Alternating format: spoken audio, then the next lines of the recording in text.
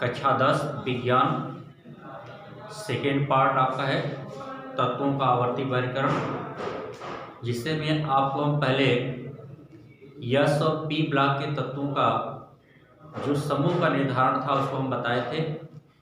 अब है आपका डी ब्लॉक के तत्वों के समूह का निर्धारण हम कैसे करेंगे। तो उसके लिए नियम क्या होता है, जो डी ब्लॉक के तत्व होते हैं उनके जो अंतिम दो कोष होता है उनके इलेक्ट्रॉनों को हम जोड़ देते हैं और उसको जोड़ने के बाद हम उसको 8 में से घटा देते हैं। जो संख्या आती है, यदि मान लीजिए संख्या 1 2 3 4 5 6 7 आता है तो वही संख्या उसका समूह हो जाता है और उसके साथ हम बी का प्रयोग करें। जैसे आप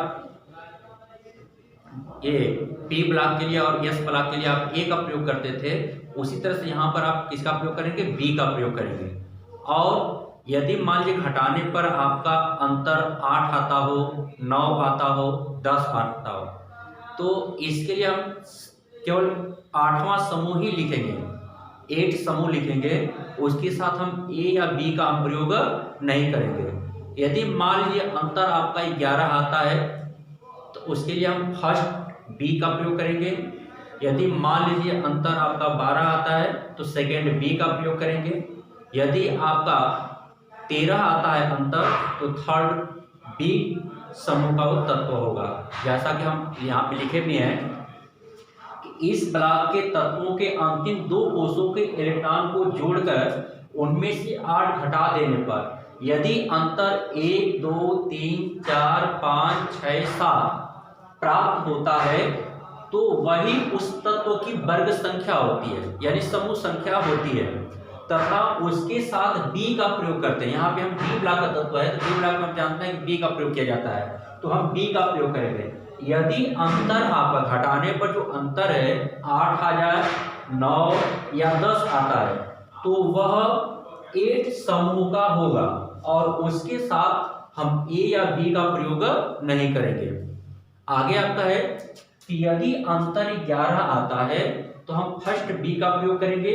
यदि अंतर आपका 12 आता है तो सेकेंड बी का प्रयोग करेंगे और 13 आता है तो थर्ड बी का प्रयोग करेंगे और ऐसे ही हम आगे 14 आता है तो फोर्थ बी का प्रयोग करेंगे। ऐसे हम लिखते चले जाएंगे। जैसे देख लीजिए स्कैंडियम का, देखिए बता रहे थे इसका हम स्कैंडियम का 21 होता है तो इलेक्ट्रॉनिक विन्यास लिखेंगे। सबसे पहले करेंगे 1s2 2s2 2p6 3s2 3p6 4s2 3d1। ये देखिए 21 हो जाएगा, 4 10 20 21। अब आपसे कह रहा है कि अंतिम दो कोष के इलेक्ट्रॉनों को जोड़ना है। अंतिम दो कोष कौन सा है आपका, अंतिम दो कोष देखिए, ये पहला कोष हो गया, ये दूसरा कोष हो गया, तीसरा कोष ये है, तीसरा ये है और तीसरा ये है और चौथा है। अंतिम दो कोष यानी चौथा और तीसरे कोष के इलेक्ट्रॉन को आप जोड़ेंगे तो तीसरे कोष में कितना इलेक्ट्रॉन है आपका, तो यहाँ पे देखिए 3s में 2 है तो 2 यहाँ पे लिख लेंगे आप, 3p में आपका 6 है और 3d में आपका 1 है, तो कितने हो गए आप प्लस, और चौथे कोष में आपको कितना है 2 है। इसको आप जोड़ेंगे तो कितना आ जाएगा, 9 10 11 आ गया आपका। कितना आएगा आपका, 11 आ गया। अब इसको हम क्या करेंगे कि 11 आया तो इसको हम 8 में से घटा देंगे। 8 में से घटाएंगे तो कितना आएगा आपका, तीसरा आ रहा है, तो ये आपका जो स्कैंडियम है थर्ड बी का तत्व है।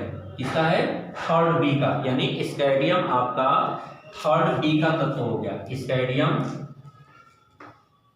जो है ये थर्ड बी समूह का हो गया। इस तरह से हम आगे भी सबका कर सकते हैं। जैसे आप मैग्नीज का करिए, मैग्नीज का 25 होता है, मैग्नीज 25 होता है, इसका करते हैं तो 1s2 2s2 2p6 3s2 3p6 4s2 3d कितना आएगा ये यहाँ पे 20 हो गया, 5 हो जाएगा। तो आयतन दो कोष के इलेक्ट्रॉनों को आपको जोड़ना है, जोड़िए।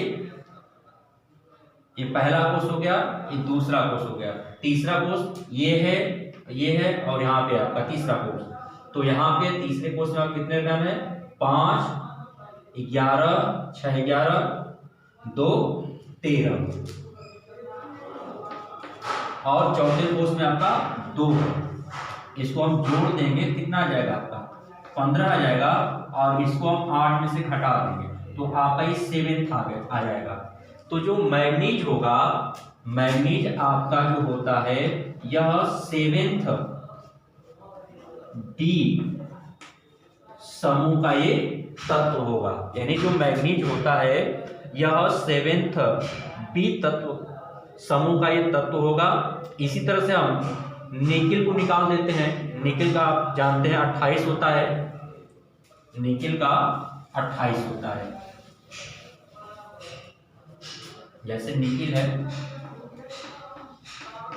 28 होता है। तो 1s2 2s2 2p6 3s2 3p6 4s2 3d कितना हो जाएगा? ये 20 हो गया, 6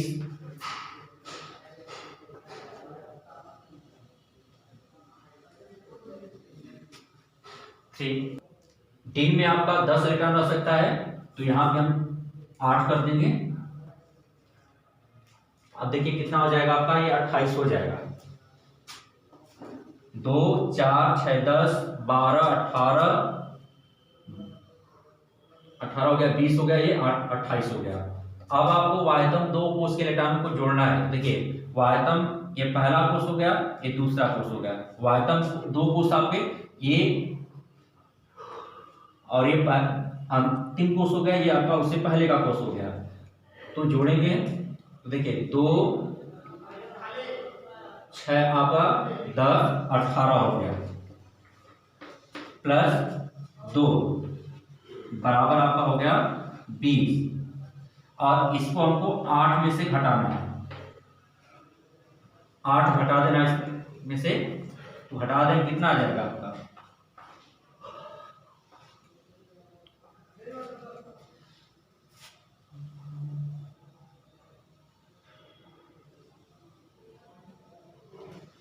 ये 12 आ गया आपका।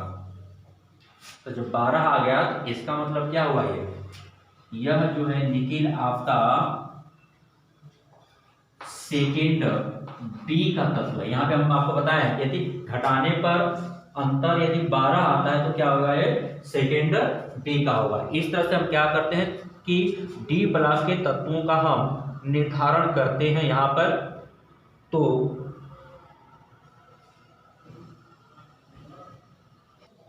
देखिए यहाँ पे जोड़ने में गलत हुआ है, यहाँ पर जोड़ आपका गलत हुआ है। देखिए यहाँ पे 6 इलेक्ट्रॉन है आपका और यहाँ पे 2 है। 6 2 8 हुआ और ये 8 कितना हो जाएगा?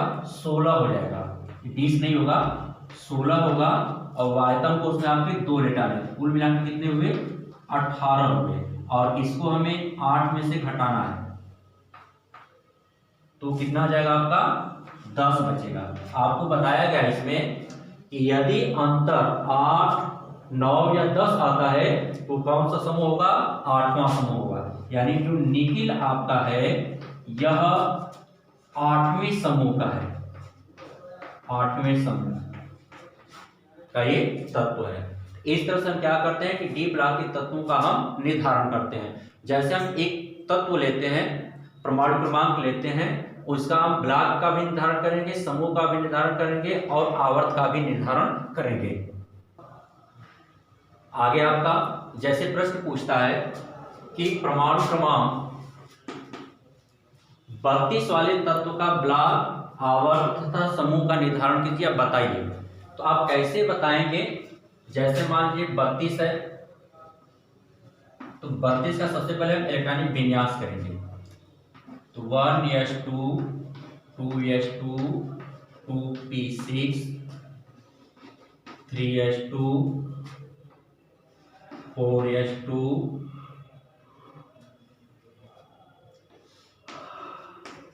3p6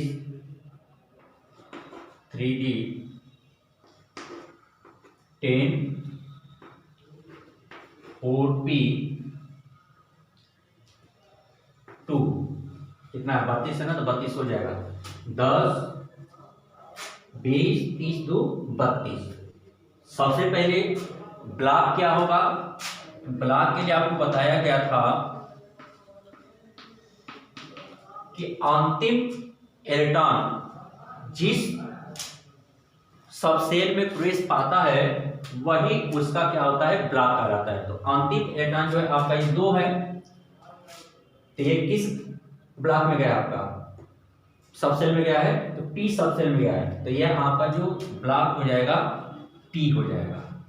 और आवर्त, तो किस आवर्त का होगा, तो देखिए जो अंतिम कोष होगा वही उसका आवर्त हो जाएगा, जो अंतिम कोष होगा। तो यहां पे देखिए अंतिम कोष कौन सा है आपका, चौथा है, अंतिम कोष आपका चौथा है, तो चौथे आवर्त का तत्व हो जाएगा। समूह का निर्धारण, तो समूह के निर्धारण में आपको 2 नियम बताया गया था, यस और पी का और डी का। तो यहाँ पे देखिएगा ब्लॉक यदि पी हो गया तो आपको बताए थे कि जो अंतिम कोष का इलेक्ट्रॉन होता है वही उसका समूह भी हो जाता है।